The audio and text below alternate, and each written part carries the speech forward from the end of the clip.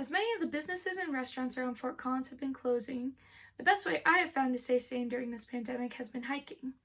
I've been using hikes to Horsetooth and Arthur's Rock in order to get outside, get some fresh air, and just get a little break from everything. But the lands that these hikes are on are being jeopardized by privatization and development. As Coloradans, we should take pride in the beauty of our land as well as the tourism that it brings to our economy. I've learned a lot in wildlife biology about how public lands in Colorado are run and how they are funded.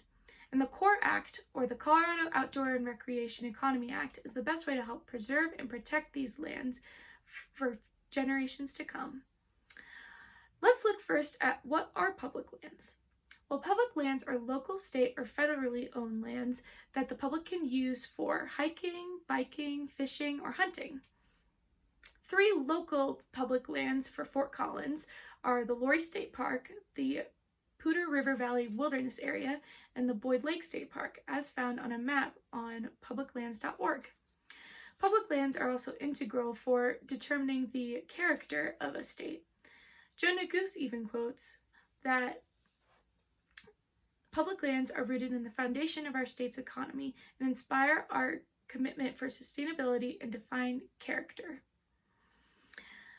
Now, why are public lands in danger federally? There are 2 instances. In an interview with George Whittemire, a CSU professor, I've learned that Utah is under fire recently for considering privatizing many of its public lands, including Red Rocks. That would mean that these lands would be sold to companies for fracking and mineral extraction.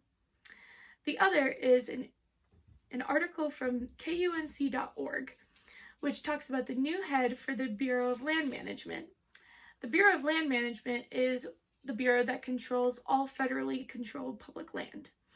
Now, the new head, as appointed by Trump, is William Penley. And William Penley is a lawyer who has worked with big corporations for years to gain rights to public lands for fracking and mineral extraction, as well as development. Now, in both of these instances, public lands are being taken for economic gain and destroyed. Now let's look more locally to see why we need public land protection in Colorado. Now, there are many great places in Colorado to visit for hiking and biking, but that also means there are great places for mineral extraction and development. In an informational video about Camp Hale, I have learned that there is a historic site called Camp Hale, which is a World War II military training base. Now, the CORE Act would help protect this area and create a federal site where we can learn about its history. So not only would the CORE Act be able to protect the beauty of our state, it will also help us connect with our history and heritage. Let's look at an overview of the CORE Act. The CORE Act would preserve 400,000 acres of land across Colorado. 73,000 acres of that land would go to wilderness areas, and 80,000 would go to recreation. This land also protects the rights of hunters and ranchers on the land, and also creates Camp Hale, as mentioned before.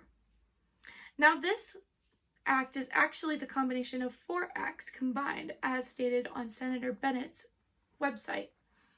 The 4 acts are the San Juan Mountains Wilderness Act, the Thompson Divide Withdrawal and Protection Act, the Continental Divide Recreation, Wilderness, and Camp Hale Legacy Act, and the Sancanti National Recreation Area Boundary Establishment Act. Now, this act has actually made quite a bit of progress since being introduced. It was written and introduced by Joe Neguse, our Colorado congressman, in January of 2019. It has the support of many Democrats and non-governmental organizations committed to sustainability and land protection.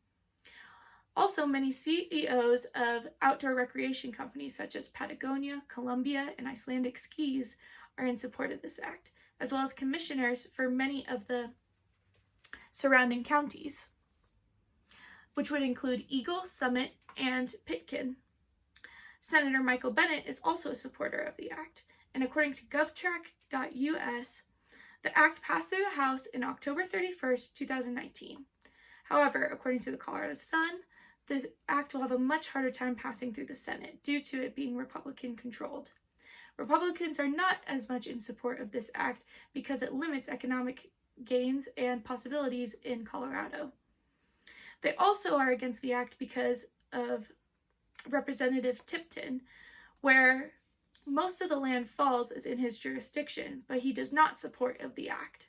However, Joe Neguse has consulted with the Western Slopes, where this act's land would be conserved, and has discussed the many benefits and safeguards available to the people and gained their support.